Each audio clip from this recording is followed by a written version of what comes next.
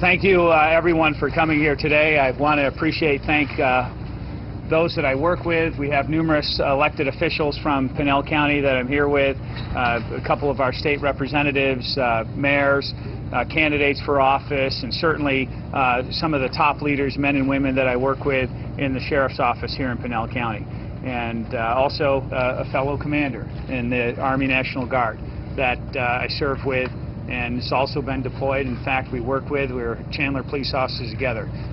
There's going to be some comments by a few people after I give my remarks. I think Tim already went over that, and then I can answer some questions after that.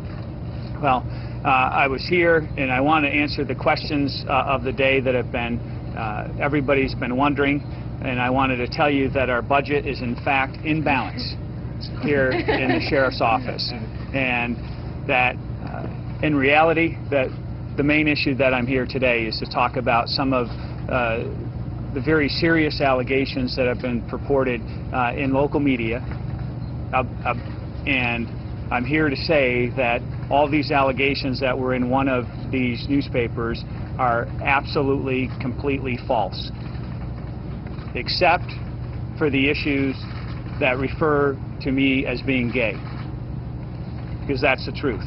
I am gay. And I wanted to talk about what it means here and as a sheriff in defining myself as an American, as a sheriff, somebody who has served in law enforcement, who has responded to thousands of calls, emergency calls for service, even saving individuals' lives. When people have a crisis and showing up, that question's never asked.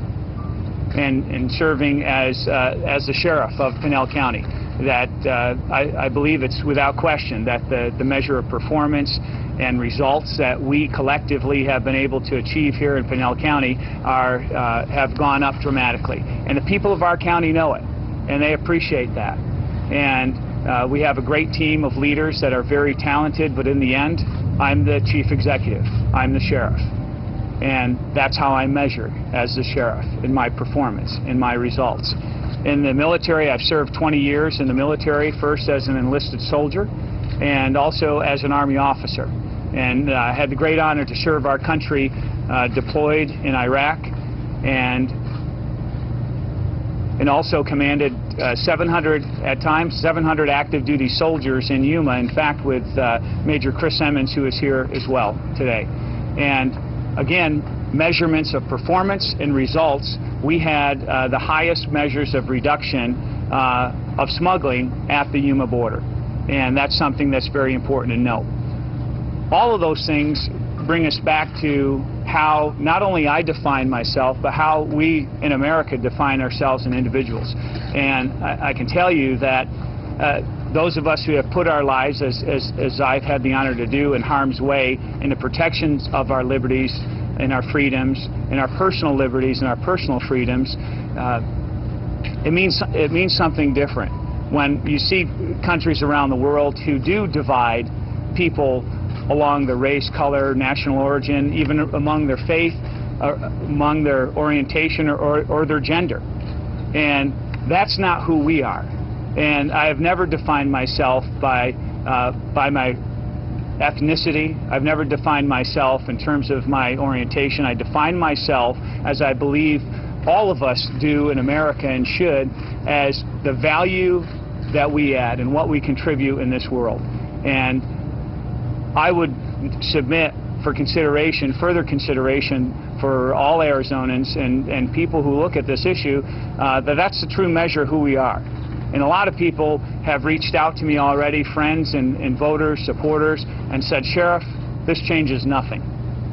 That who you are, I know you personally, I know your performance, and I value and appreciate who you are, and that means the world to me, I can tell you. That we have here this specific issue, and at no time in regards to this whole idea of deportation, at no time did I or anyone who represents me ever threaten deportation. Ever. And this issue was the vehicle in which this could be brought out publicly. The main issue and why we're really here today is that this issue has been floated around even when I was a candidate for sheriff. Up until this date, throughout my political activity, by my political opponents and those throughout my life. And this is 20+ years that I've had numerous people that would threaten this to me, to expose me, go to my chain of command, even in the military, and report this, and have done so. And so it's almost as if there's a relief today to be able to not be threatened, because not only is that not fair, and to define people along those personal, those very private parts of who they are, that's how I've lived my life and defined myself.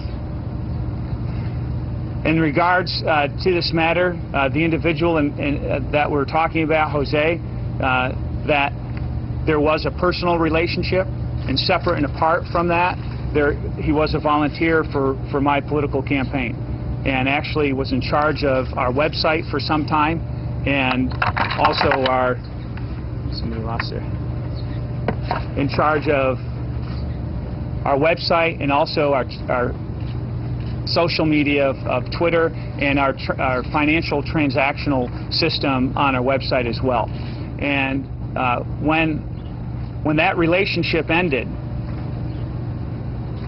he then, at a later point, as other people were brought into the campaign, not in a volunteer status but in a paid status, he then took control of those items, the social media and the website, and started posting information on there that was not complimentary.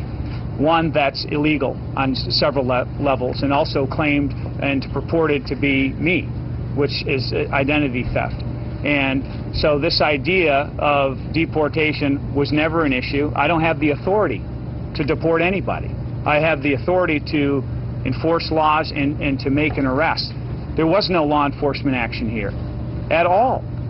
In fact, I did what most citizens in their private lives would do if they have a dispute or a relationship gone bad, and somebody is looking to be harmful to the other party, is to go to an attorney. And my attorney contacted Jose on the 6th of September of last year, and then on the 7th of September complied and turned over all the passwords, and they were promptly changed for those. That communication between my attorney and Jose was in writing and was documented. They never talked in person or by phone. And then subsequent to that, an attorney hired by him had conversation with my attorney, Chris DeRose. So that is the main allegation that is being made, and it's blatantly, completely false. This whole rumor, this whole idea about who I am in my private life has been shopped around, and I believe an overwhelming majority of you standing here today in the media not only have known this, that information has been brought to your attention by numerous sources. And this was the way, that the hook of how this could be brought out, and to malign and attack a sheriff who does stand for conservative principle, who does enforce the law, and I work very hard to do my job and to do it exceptionally well.